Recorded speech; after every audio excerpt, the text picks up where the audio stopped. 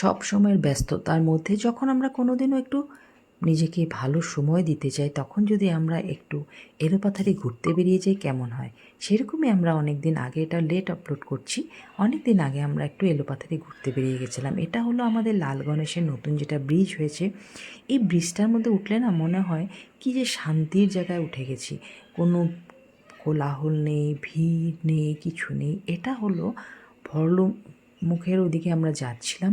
এটা ব্রহ্মপুত্রের এপার রাস্তার থেকে যেটার ভিউটা আমি উঠিয়েছি, ভীষণই শান্তির জায়গা। এগুলো আমার চিরাচরিত পুরনো জায়গা, দেখলেই আমি একটু নস্টালজিক হয়ে যাই।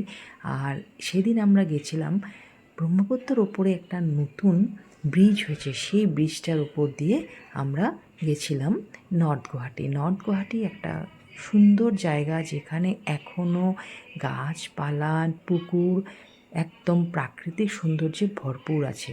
সেখানে এখনও ইন্ডাস্ট্রি হচ্ছে, কিন্তু তথাপি সেখানে আমার গিয়ে মনে হয়েছিল ছোটোবেলার আমি হলাম মালিগাঁওয়ের মেয়ে। মালিগাঁওয়ের যে ঠান্ডা ব্রহ্মপুত্রের বাতাসটা গায়ে লাগলে একটা মনটা ফুরফুরে হয়ে যেত, সেই একদম অবিকল সেই বাতাসটাই যেমন নর্থ গুয়াহাটি গিয়ে আমার গায়ে লেগেছিল। বিকেলবেলার সেই বাতাসটা আমার কাছে খুবই পরিচিত লেগেছিল। এটা আমরা এখন ব্রহ্মপুত্রের উপর যে সেই বিশাল ব্রিজটি হয়েছে, সেই ব্রিজের উপরে উঠে গেছি। খুবই সুন্দর লাগছিল, আর একদম নিরিবিলি, আর খুব সুন্দর, যেতেও খুব কম সময়ের মধ্যে হয়ে যায়। আর নর্থ গুয়াহাটি যাওয়ার সময় এই দৃশ্যটা সত্যিই খুব সুন্দর ছিল। সেখানে আমরা রাধাকৃষ্ণ মন্দিরে গিয়েছিলাম। সেখানকার দৃশ্যটা ছিল পাহাড়ের ওপর, একটু পাহাড়, খুব বেশি নয় মন্দিরটা। মন্দিরের বাইরের দৃশ্যটাও খুব সুন্দর ছিল। পাহাড় থেকে অনেক সুন্দর সুন্দর দৃশ্য, মানে মন্দিরের থেকে পাহাড়ের অনেক সুন্দর সুন্দর দৃশ্য দেখা যাচ্ছিল। আর ব্রহ্মপুত্রের পাড় দিয়ে যখন আমরা যাচ্ছিলাম, সেটার তো কোনো তুলনাই হয় না। কড়া ফাটা রোদ, কিন্তু ব্রহ্মপুত্রের হাওয়া সেগুলো সব ম্লান করে দিয়ে একটা মনকে ফুরফুরে ভাব দিয়েছিল। সেই সানডেটা সত্যি কেটেছিল একদম অন্যরকম। দুপুর গরমে আমরা যেভাবে কর্তাগিন্নি সেদিন এদিক থেকে ওদিক গেছিলাম, খুবই ভালো লেগেছিল। ব্রিজটার উপর দিয়ে যাওয়ার সময় ব্রিজটার গল্প আমরা আমি ওকে অনেক দিনই করেছি, কিন্তু যাওয়া হয়ে উঠছিল না। তো যারা যাওনি তারা যেও, ভালো লেগেছে। আমরা আবার যাওয়ার একটা পরিকল্পনা করছি, সেদিন সদল বলে যাব। সেদিন তো হঠাৎ করে যাওয়া হয়ে গিয়েছিল। এখানে অনেকজন মিলে গেলে কিন্তু খুবই ভালো লাগবে। আর মন্দিরটা যখন ঢুকেছি, মন্দিরের দরজাটা বন্ধ ছিল, 4টের থেকে মন্দিরটা খুলে দেয়। এটা হচ্ছে নর্থ গুয়াহাটির ইন্ডাস্ট্রিগুলো দেখতে আমরা যাচ্ছিলাম। এগুলো আমার কোনোদিনও দেখা হয়নি, তো ভীষণই আমার ভালো লাগছিল যে একদম নতুন একটা, একদম যেখানে কোনো ধরনের টিল্ডিং খুবই কম, সেরকম একটা পরিবেশ, খালি ইন্ডাস্ট্রি আছে আর গাছপালা সবুজে ভরপুর, যেটা আমরা গুয়াহাটিতে একদমই দেখতে পাই না। খুবই ভালো লাগছিল নর্থ গুয়াহাটির এই পরিবেশটা, শান্ত একদম পরিবেশ। আর এখানে যাওয়ার পর যখন আমরা মন্দিরের ভেতর ঢুকলাম, মন্দিরের ভগবানের দর্শনটা করার পর মনে হয়েছে কি যে চমৎকার জিনিস দেখলাম। এটা নিজের চোখে না দেখলে বিশ্বাস করা যাবে না। তখন আমি ক্যামেরাবন্দি করতে পারিনি, কারণ সেখানে কীরকম কী দেখবো আমার নিজেরই কোনো আইডিয়া ছিল না।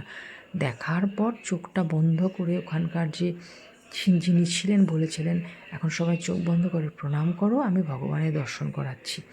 তারপরে যখন চোখ খুললাম, সত্যি সেই অপরূপ দৃশ্য দেখে না মন জুড়িয়ে গেছে, গায়ে কাঁটা দিয়ে উঠেছিল। এই যে দেখো কি সুন্দর জঙ্গল, এগুলো জঙ্গল। আমরা এখানে, এটার পাশে একটা পুকুর দেখা যাচ্ছে। এখানে আমরা একটু অন্য রাস্তা দিয়ে চলে গিয়েছিলাম, যার জন্য আমাদের পেছন দিকে ঢুকতে হয়েছে, ফ্রন্টে আরেকটা রাস্তা ছিল। কি যে সুন্দর আমাদের এই জায়গাটার ভিউটা ছিল, জঙ্গল, এরকম জিনিস আমরা দেখি না। কত রকমের জংলি গাছ, এগুলো দেখেছি, যেটা আমরা এখন গুয়াহাটি শহরে নাই বললেই চলে। তো এখন এখান থেকে আমরা রাস্তাটা এই দিক থেকে একটু আগে গিয়েই আমাদের হরে কৃষ্ণ মন্দিরটাতে পৌঁছে যাব। ভীষণই সুন্দর, ভীষণই আরামদায়ক একটা শান্তির জায়গা। যে কোনো মন্দিরই খুব শান্তির জায়গা। সত্যি এই মন্দিরটাতে গিয়ে সত্যি খুব শান্তি লেগেছিল। এইটা আমরা এসে গেছি, আমরা এদিক দিয়ে এখন ঢুকে গেলাম। এই হলো সেই মন্দির। মন্দিরে তখনও গেট বন্ধ ছিল, 4টা পর্যন্ত বন্ধ থাকে। তো জায়গাটা খুব শান্ত একটা পরিবেশ, সুন্দর ব্রহ্মপুত্রের হাওয়া দিচ্ছিল, ভীষণই ভালো লাগছিল মনটাকে প্রফুল্ল করার জন্য। সেখানে অনেক ধরনের গাছ ছিল, সেই গাছের পাগল মানুষকে আর গাছকে ছাড়ে। তা আমি একটু গাছও দেখে নিলাম, সবাইকে দেখিয়েও দিলাম। তো এইখানে মন্দিরে যারা গেছো তারা তো নিশ্চয়ই জানো কেমন সেই মন্দিরটা। তো আমার তো খুবই ভালো লেগেছে। আর যারা গুয়াহাটিতে নেই তাদেরকে আমি দেখিয়ে দিলাম, কোনো সময় গুয়াহাটি আসলে এই হরে কৃষ্ণ মন্দিরটাতে যেও, ভালো লাগবে। সেখানে জগন্নাথের মূর্তি আছে। কি ছিল হরে কৃষ্ণ মন্দির ভেবেছিলাম শ্রীকৃষ্ণের, না সেই যে ভগবানের মূর্তিটা দেখালাম। এটা মোবাইলে তোমাদের দেখে কীরকম লাগছে, আর এখানে ফ্যানগুলো দেখো, আমার গিয়ে না বাচ্চাদের মতো এগুলো জিনিসের দিকে খুব নজর গেছে। আর এই যে মন্দিরের এখানে ক্যামেরায় এতটা আসেনি, আমি এখনও বলছি, এসে দেখলে বোঝা যাবে কি যে অপরূপ সুন্দর এই মূর্তি, কি যে সুন্দর আমি বোঝাতে পারছি না। ক্যামেরায় সেটার কিছুই সেরকম আসেনি। যারা সামনে দেখেছো তারা বুঝতে পারবে কি সুন্দর মহিমা সেই জায়গাটা। আমরা বেশি সময় থাকতে পারিনি, আরেক দিনের প্ল্যান আছে আমাদের একটু রাত্র করে সন্ধ্যা আরতিটা দেখা। আমাদের সেদিন একটু ইমার্জেন্সি ছিল, আমরা চলে এসেছিলাম, কিন্তু পরিবেশটা একদম মন মাতিয়ে দিয়েছে, আবারও যেতে ইচ্ছে করছে। কোনো দিনের সুযোগ পেলেই আবার চলে যাব। তো সবাই ভালো থাকবে। আর এই যে ব্রহ্মপুত্রের পাড় থেকে আবার ফিরবার পথে এই সাইড থেকে আমি এবার ব্রহ্মপুত্রের পাড়টা তুললাম। তো এইভাবে আমরা আমাদের সেদিনের জার্নিটা কমপ্লিট করেছিলাম। সবাই ভালো থাকবে। আর নতুন যারা দেখছো, আমার যদি চ্যানেলটাকে ভালো লাগে আমাকে প্লিজ সাবস্ক্রাইব করো। তোমরা কেন আমাকে সাবস্ক্রাইব করো না আমি বুঝি না। সাবস্ক্রাইব করলে তো আমারও একটু উৎসাহ লাগে, যে আমি একটু সুন্দর সুন্দর জিনিস তোমাদেরকে দেখাতে পারি, তাহলে কিছু বানানোর ইচ্ছাও হয়। সাবস্ক্রাইব না করলে দূর কেউ সাবস্ক্রাইব করে না, আমার চ্যানেলটাকে দেখে না, ছাড়ো, কিছু বানাবোই না। অনেক সময় অনেক জায়গায় যাই, ভিডিও করতে আলস্য লাগে, মনটা মরে যায়।